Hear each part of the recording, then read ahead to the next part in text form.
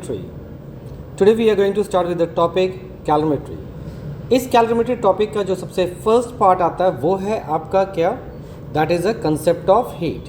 तो as per आप लोग क्लास जूनियर सेक्शन में भी हीट के बारे में तो पढ़े ही होंगे। Heat is a form of energy that give a sensation for hotness और कोल्डनेस, राइट। तो ये क्या है, एक कंसेप्ट ऑफ हीट में सबसे पहले आपको ये समझना होगा कि हीट क्या है। एक है एनर्जी, राइट। तो अब हम लोग आज बात करते हैं क्लास 10 के हिसाब से कि हीट है क्या। तो क्लास 10 में आपको ये समझना है कि every substance is made up of molecules. जितने भी सब्सटेंस है वो किससे बने हैं, मॉलिक्यूल्स से, which are in random motion. तो ये सब जो मॉलिक्यूल्स है ये हमेशा क्या रहते हैं, रैंडम मोशंस में रहते हैं, राइट। ये हमेशा क्या रहेंगे, रैंडम मोशंस में रहेंगे। And exert attractive force on each other. तो ये मोशन में भी रहते हैं, साथ ही साथ इनमें क्या होता है, एक फोर्स ऑफ अट्रैक्शंस होता है। यानी कि ये पार्टिकल और ये पार्टिकल आपस में एक दूसरे को क्या करेंगे, अपने तरफ पुल करेंगे, राइट। ये भी पार्टिकल ये सब एक तरफ एक दूसरे को क्या करेंगे, अपने तरफ पुल करेंगे ताकि वो एक दूसरे के नज़दीक आए। तो जो अट्रैक्टिव फोर्स होता है जनरली मॉलिक्यूल के बीच में वो दो तरीके का होता है। एक होता है कोहेसिव फोर्स, यानी कि जिसमें आपका सेम मॉलिक्यूल रहेंगे या सेम टाइप के मॉलिक्यूल रहेंगे, जैसे H2O और फिर H2O। तो इनके बीच में जो अट्रैक्शन होगा, फोर्स ऑफ अट्रैक्शन, उसको क्या बोलेंगे, कोहेसिव फोर्स। और कभी कभी डिफरेंट टाइप का, या फिर आप ये समझिए कि डिफरेंट टाइप के मटेरियल में भी क्या होता है, या मॉलिक्यूल्स में क्या होते हैं, अट्रैक्शंस होते हैं, जिनको क्या बोलते हैं, एडहेसिव फोर्स, राइट। तो यहाँ पे हमने एक एग्जांपल लिया ग्लास एंड वाटर का, इजंट इट। तो यहाँ पर आपको क्या समझ में आया कि every substance is made up of molecules, और वो सारे मॉलिक्यूल्स में दो पार्ट रहते हैं। एक part that is of motion, जिसके चलते क्या जनरेट होगा, काइनेटिक एनर्जी, और एक होता है अट्रैक्टिव फोर्स, इसमें क्या जनरेट होता है, पोटेंशियल एनर्जी।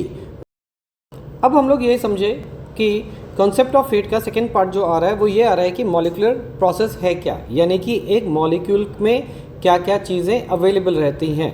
तो एक होती है काइनेटिक एनर्जी, और वो क्यों अवेलेबल होती है, due to its random motion. क्योंकि आपको ये पता है कि जो पार्टिकल होते हैं वो कभी स्टेबल नहीं होते, वो क्या करते हैं, वो मोशन में रहते हैं।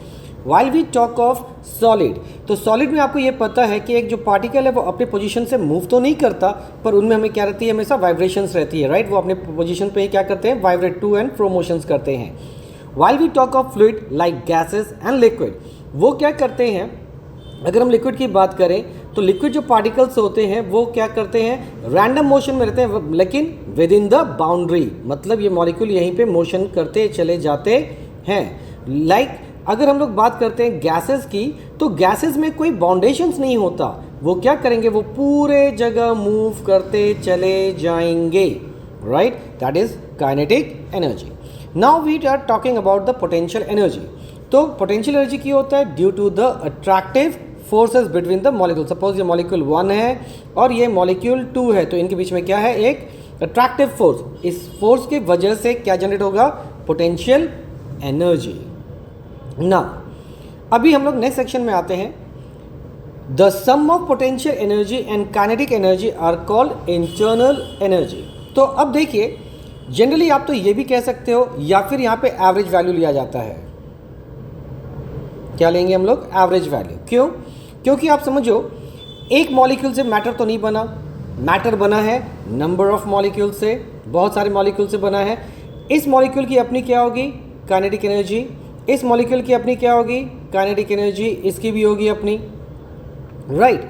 तो क्या हम इंडिविजुअल मॉलिक्यूल के बारे में बात कर रहे हैं, नहीं, हम ओवरऑल मॉलिक्यूल की बात कर रहे हैं। इसीलिए इसका जो काइनेटिक होगा वो हमें क्या लेना पड़ेगा, एवरेज काइनेटिक एनर्जी, यानी कि individual kinetic energy 1 plus kinetic energy 2 plus kinetic energy 3। तो यहाँ 3 मॉलिक्यूल का अगर एग्जांपल है तो डिवाइडेड बाय 3, यानी तीनों एनर्जी को क्या करना है, ऐड करना है, और डिवाइडेड बाय 3 करेंगे तो ही हमारा क्या आ जाएगा, एवरेज काइनेटिक एनर्जी। सिमिलरली जो पोटेंशियल एनर्जी है, इनके बीच में ये जो मॉलिक्यूल्स है इनके बीच में क्या है, अट्रैक्शन है, इनके बीच में अट्रैक्शन है, इनके बीच में अट्रैक्शन है, इनके बीच में अट्रैक्शन है, इनके बीच में अट्रैक्शन है। तो यानी कि सभी मॉलिक्यूल के बीच में अट्रैक्शन है, तो यहाँ भी हम क्या लेंगे, एवरेज पोटेंशियल एनर्जी, राइट। तो अगर हम किसी भी मैटर की टोटल इंटरनल एनर्जी की बात करें तो it will be a potential energy plus kinetic energy. ना अब आते हैं हम लोग प्रॉपर डेफिनेशन ऑफ हीट पे। Heat energy definitions. total internal energy of molecule in a substance. Heat flows from a hot body to cold body when it contact. Now, अब मान लिया हम क्या करते हैं, एक ऑब्जेक्ट लेते हैं, ठीक है, मान लिया ये एक क्या है, ऑब्जेक्ट है, isn't it? और हम क्या लेंगे, एक दूसरा ऑब्जेक्ट लेते हैं, तो इनको अगर हम लोग क्या करेंगे, कांटेक्ट में रखते हैं, राइट? सपोज हम क्या किए, इनको कांटेक्ट में डाल दिए, तो क्या होगा, सपोज इसका टेम्परेचर या फिर आप इसका मान के चलिए ये ज़्यादा हीट है, मान लिया ये क्या 100 डिग्री सेल्सियस पे है और ये है 20 डिग्री सेल्सियस पे, ठीक है। तो अगर हम बात करते हैं 100 डिग्री सेल्सियस और 20 डिग्री सेल्सियस, तो हीट क्या होगा, इनसे ट्रेवल करके कहाँ जाना स्टार्ट करेगा, इसके अंदर जाना स्टार्ट करेगा, राइट? तो टोटल इंटरनल एनर्जी क्या हो गया, sum of the potential energy plus kinetic energy, ठीक है। फिर हमने क्या सीखा, हीट कैसे फ्लो करता है from hot object to cold object. तो ये हॉट ऑब्जेक्ट है और इसे कहाँ एनर्जी ट्रांसफर होगा, कोल्ड ऑब्जेक्ट में।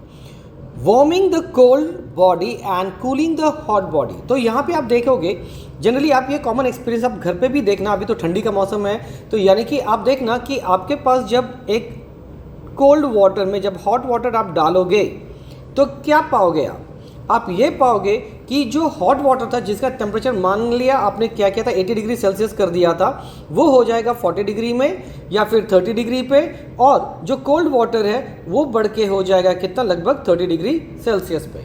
Got the point? तो हमने यहाँ पे क्या सीखा कि heat is always transfer from hot body to cold body, जिसकी वजह से हॉट बॉडी ठंडा होता है और कोल्ड बॉडी थोड़े वार्म हो जाते हैं। अगर हम अब बात करते हैं कंसेप्ट ऑफ हीट के वापस एक और सेक्शंस में, the flow of internal energy from hot to cold is referred as heat. तो यानी कि हीट क्या हुआ, हीट वो पार्ट है जो हॉट ऑब्जेक्ट से कहाँ ट्रांसफर किया, कोल्ड ऑब्जेक्ट्स में। तो इसको हम लोग क्या बोलेंगे, बेसिकली हीट।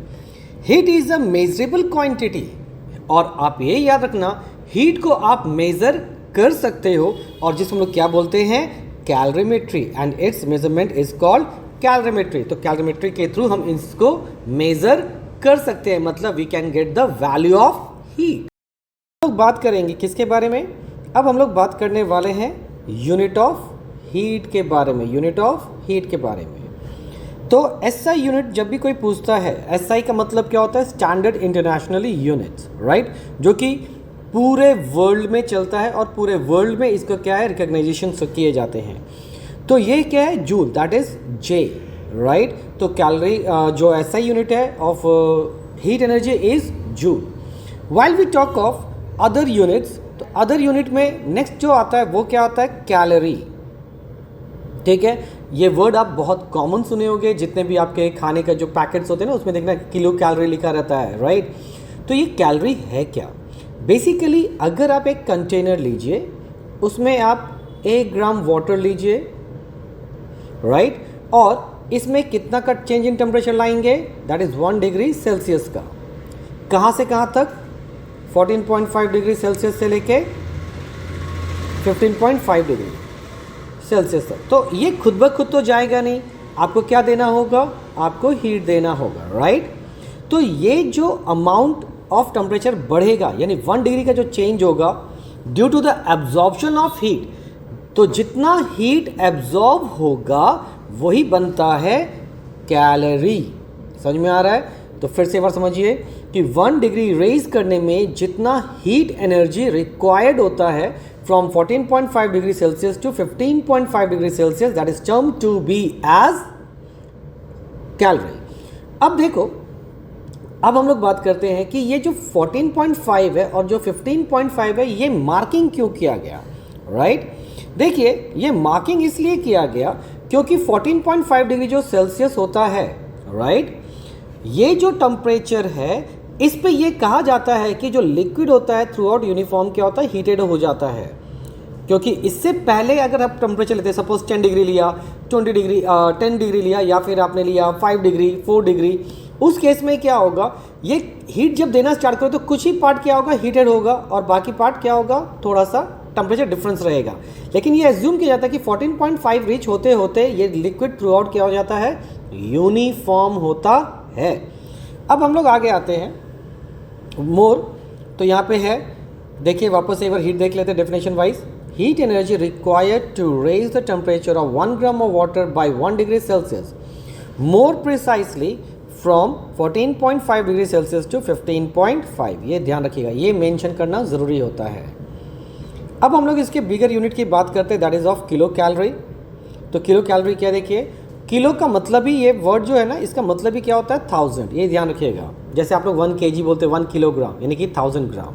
तो किलो मीन्स 1000, पहले ये समझिए. और calorie means calorie you know now which is equal to 4200 joule. Definition of kilocalorie क्या है, तो वहाँ पे जो यानी कि कैलोरी के टाइम पे हमने वाटर कितना लिया था 1 ग्राम, लेकिन यही अगर वाटर आप क्या ले लीजिएगा 1000 ग्राम, तो वो बन जाएगा किलो कैलोरी. क्यों? क्योंकि 1000 ग्राम ऑफ वाटर को हीट करने के लिए जितना हीट करने के लिए जितना हीट वो एब्जॉर्व करेगा बेसिकली, वही बन जाएगा इसका किलो कैलोरी. तो यहाँ पे क्या लिखा, देखिए heat energy required to raise the temperature of 1 kg यानी कि 1000 ग्राम of water from 14.5 degree Celsius to 15.5. Hope you know. Now, kilocalorie is commonly used as a measuring energy in food. आपको जैसे मैंने पहले ही कहा था कि इसका यूज़ कहाँ होता है, तो जनरली फूड पैकेट्स में आप देखने को मिलेगा. राइट नाउ ये thank you very much. Hope you understand the basic definition of heat as well as the units. So hope you like this video, so please follow, like, shares